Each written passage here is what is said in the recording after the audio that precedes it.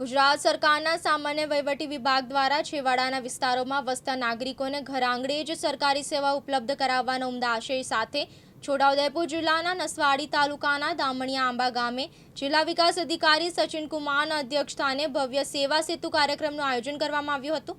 આ કાર્યક્રમમાં આસપાસના કુલ 57 ગામોના રજિસ્ટર્ડ લાભાર્થીઓએ મોટી સંખ્યામાં ઉપસ્થિત રહીને વિવિધ યોજનાઓનો લાભ લીધો હતો। દામણિયા આંબા મુકામે તારીખ 10/3/2026 રોજ સેવા સેતુનો કાર્યક્રમમાં રાખ્યો હતો।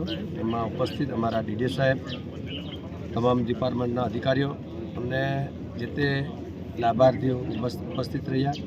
ખૂબ સારો સેવા સેતુનો કાર્યક્રમ રહ્યો। એમાં વિધવા પેન્શન, વૃદ્ધ પેન્શન, ખેતીની વારસાઈ, અન્ય કોઈ પણ જાતના લાભાર્થીઓને ખૂબ સારી સમજણ આપી અને સરકાર આવા છેવાડાના ગામમાં આવીને જ્યારે આવા કાર્યક્રમ કરતી હોય તો સરકારને પણ અમે ખૂબ ખૂબ અભિનંદન આપીએ છીએ કે જે લોકોને સુધી જે તે લાભ નહીં પહોંચ્યો હોય તો સેવા સેતુના માધ્યમથી લોકો સુધી એનો લાભ પહોંચે। સરકારને અમે આ પહાડી વિસ્તારમાંથી અભિનંદન એ માટે આપીએ છીએ કે જ્યારે આવો કાર્યક્રમ વર્ષો પહેલો કોઈ થતો નહોતો, આ સરકાર હવે છેવાડાના માણસ સુધી આવા લાભ આપવા માટે ઠેઠ ગામડામાં આવી સેવા સેતુ કરે છે।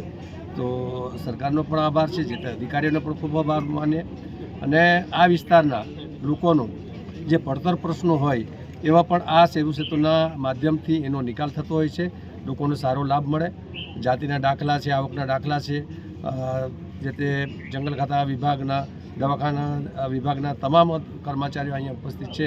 તો જેને બી જે કંઈક પ્રશ્નો હોય, જે કંઈક રોગ હોય એનું પણ અહીં નિદાન થશે અને આ તબક્કે હું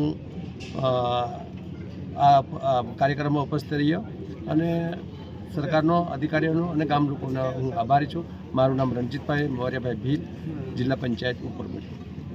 છોટાઉદેપુર જિલ્લાના નસવાડી તાલુકામાં બીજા તબક્કાના સેવા સેતુ કાર્યક્રમ દામણિયા આંબા ખાતે આજે યોજાઈ રહ્યો છે। આ કાર્યક્રમમાં જિલ્લા વિકાસ અધિકારી શ્રી, જિલ્લા પંચાયતના ઉપપ્રમુખ અને તમામ આગેવાનો સાથે આ કાર્યક્રમ યોજાયો છે।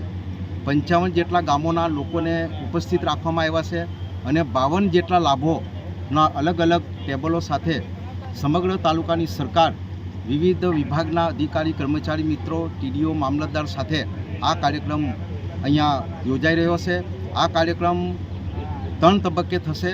11 થી 1 વાગ્યા સુધીમાં રજૂઆતો સાંભળશે, રિસેસ પડશે। 2 થી 3 વાગ્યા સુધીમાં જે રજૂઆતો આવી છે એનો નિકાલ ટેબલ પર અહીંયા જ કરી દેવામાં આવશે।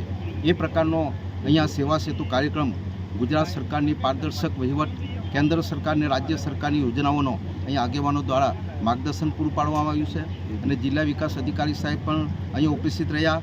અમારી સાથે ભારતીય જનતા પાર્ટીના પ્રમુખ જયરાજસિંહ ચૌહાણ, બાંધકામ સમિતિના ચેરમેન ચેતનભાઈ મેવાસી। અલ્કેશ તડવી, દિવ્યાંગ ન્યૂઝ, નસવાડી, છોટાઉદેપુર।